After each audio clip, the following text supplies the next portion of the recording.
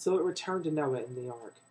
He, ret- he reached out his hand and took the dove and brought it back to himself in the ark. He waited 7 more days and again sent out the dove from the ark. When the dove returned to him in the evening, there in its beak was a freshly plucked olive leaf. Then Noah knew that the water had receded from the earth. He waited 7 more days and sent the dove out again, but this time it did not return to him. By the first day of the first month of Noah's 601st year, the water had dried up from the earth.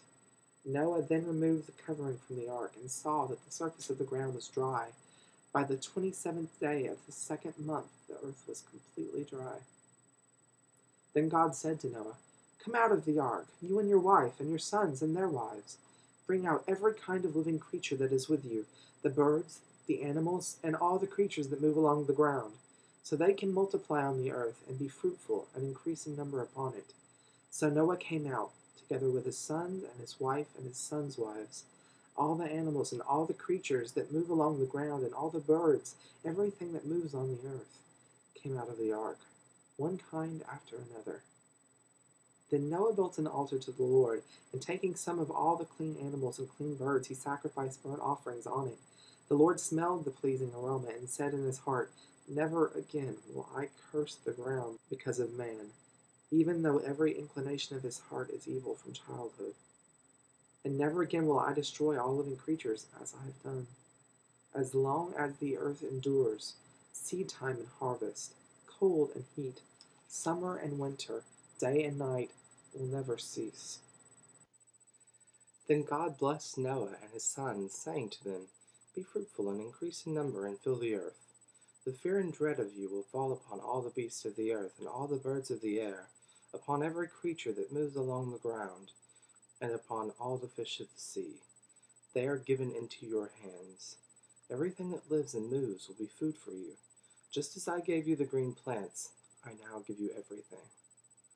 But you must not eat meat that has its lifeblood still in it.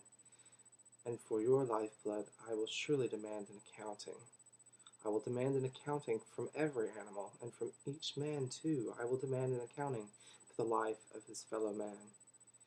Whoever sheds the blood of man, by man shall his blood be shed, for in the image of God has God made man. As for you, be fruitful and increase in number, multiply on the earth and increase upon it." Then God said to Noah and to his sons with him, "I now establish my covenant with you and with your descendants after you, and with every living creature that was with you, the birds, the livestock, and all the wild animals, all those that came out of the ark with you, every living creature on earth. I establish my covenant with you. Never again will all life be cut off by waters of a flood. Never again will there be a flood to destroy the earth." And God said, "This is the sign of the covenant I am making between me and you and every living creature with you, a covenant for all generations to come. I have set my rainbow in the clouds, and it will be the sign of the covenant between me and the earth. Whenever I bring clouds over the earth and the rainbow appears in the clouds, I will remember my covenant between me and you and all living creatures of every kind. Never again will the waters become a flood to destroy all life. Whenever the rainbow appears in the clouds, I will see it and remember the everlasting covenant between God and all living creatures of every kind on the earth." So God said to Noah, "This is the sign of the covenant I have established between me and all life on the earth." The sons of Noah who came out of the ark were Shem, Ham, and Japheth. Ham was the father of Canaan. These were the 3 sons of Noah, and from them came the people who were scattered over the earth. Noah, a man of the soil, proceeded to plant a vineyard. When he drank some of its wine, he became drunk and lay uncovered inside his tent. Ham, the father of Canaan, saw his father's nakedness and told his 2 brothers outside. But Shem and Japheth took a garment and laid it across their shoulders, when they walked in backward and covered their father's nakedness. Their faces were turned the other way so that they would not see their father's nakedness. When Noah awoke from his wine and found out what his youngest son had done to him, he said, "Cursed be Canaan, the lowest of slaves will he be to his brothers." He also said, "Blessed be the Lord, the God of Shem. May Canaan be the slave of Shem. May God extend his territory of Japheth. May Japheth live in the tents of Shem. and make Canaan be his slave. After the flood, Noah lived 350 years. Altogether, Noah lived 950 years, and then he died. Chapter 10.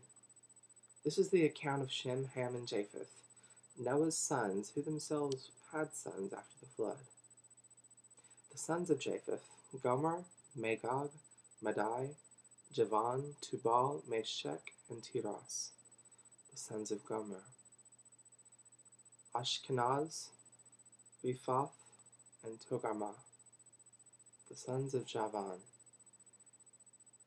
Elisha, Tirshish, the Kittim, and the Rodanim. From these the maritime peoples spread out into their territories by their clans within their nations, each with its own language. The sons of Ham: Cush, Mizraim, Put, and Canaan. The sons of Cush: Seba, Havilah, Sabta, Rama, and Sabterka. The sons of Rama: Sheba and Dedan. Cush was the father of Nimrod, who grew to be a mighty warrior on the earth. He was a mighty hunter before the Lord. That is why it is said, like Nimrod, a mighty hunter before the Lord. The first centers of his kingdom were Babylon, Erech, Akkad, and Calneh, and Shinar. From that land he went to Assyria, where he built Nineveh, Rehoboth, Calah, and Rezin, which is between Nineveh and Calah. That is the great city. Mizraim was the father of the Ludites, Anamites, Lehabites, Naphtuhites, Pathrusites, Kozlahites, from whom the Philistines came, and Kophzarites. Canaan was the father of Sidon, his firstborn, and of the Hittites, Jebusites, Amorites, Girgasites, Hivites, Arkites, Sinites, Arvadites, Zemarites, and Hamathites. Later the Canaanites' clans scattered, and the borders of Canaan reached from Sidon toward Gerar as far as Gaza, and then toward Sodom, Gomorrah, Admah, and Zeboim as far as Lasha.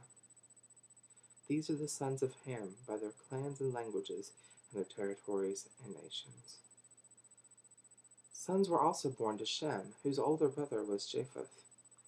Shem was the ancestor of all the sons of Eber. The sons of Shem: Elam, Asher, Arphaxad, Lud, and Aram. The sons of Aram: Uz, Hul, Gether, and Meshech. Arphaxad was the father of Shelah, and Shelah the father of Eber. 2 sons were born to Eber. One was named Peleg, because in his time the earth was divided. His brother was named Joktan. Joktan was the father of Almodad, Shelef, Hazarmalveth, Jerah, Hadoram, Uzal, Vikla, Obal, Abimal, Sheba, Ophir, Havilah, and Jobab. All these were sons of Joktan. The region where they lived stretched from Mesha towards Sephar in the eastern hill country.